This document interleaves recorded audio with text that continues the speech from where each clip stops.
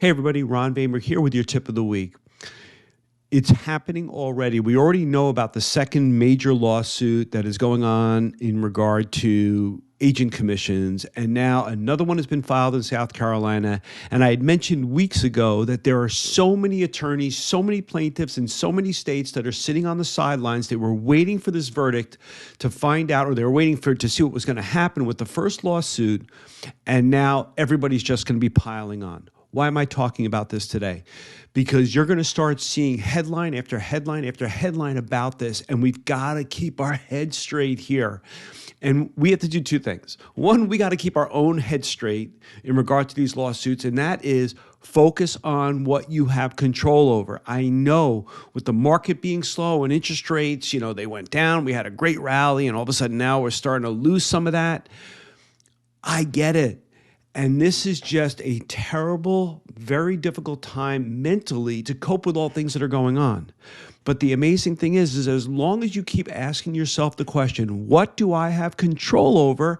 You keep your direction of what you're supposed to be doing. As far as with realtors and agents all around, you have to be the voice of reason. And here's the reality. I said it before, I'll say it again. Things always work out. It's not that realtors are going away. Will there be less? The answer is yes. There's 1.6 million, that's the latest number I heard, as far as licensed agents, and we don't need that many agents. There isn't enough business. The same way there was attrition in the mortgage industry where we have lost over 100,000 loan officers, you're going to have an adjustment in the real estate community. That's where your voice of reason is so important, and that's where you have to be talking to agents and say, look, there's going to be attrition. That's the reality of it. But you have a choice as to what you do. One, going after listings. Two, working on your skills to become a buyer's broker or agent. The thing we've got to realize is that if a home seller is listing their home, there's a small percentage of buyers that are going to want to go against an agent who is representing a seller. It's going to become a natural course of doing business, just like it has in other countries, that buyers will pay for representation, whether it's built into the price of the home or seller's concession or the seller's allowed to pay the buyer's broker. We don't know. We just have to believe that this is all going to work out because it always does. Purchasing a home, purchasing a real estate is a highly emotional process. And I've said this for decades. The more emotional a buying decision is, the more human interaction is required, which is why even with the advancements of the internet and everything else, real estate professionals still represent 87% of all real estate transactions, residential real estate transactions. That's down from a peak of 92% in over 30 years. The dial has barely moved, even with the internet and all the technology.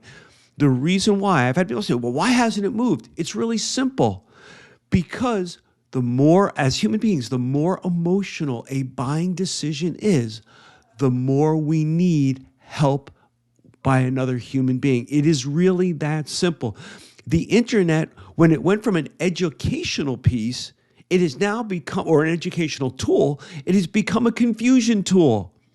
Okay, you could read one, you could look at one topic and you'll see one thing that says one thing and you'll find another person saying the exact opposite. It creates confusion. So I'm saying this to you that you have to be the voice of reason. Take this message to your realtors and just talk to them if you find that they're getting paralyzed by this, because some are going to fall by the wayside.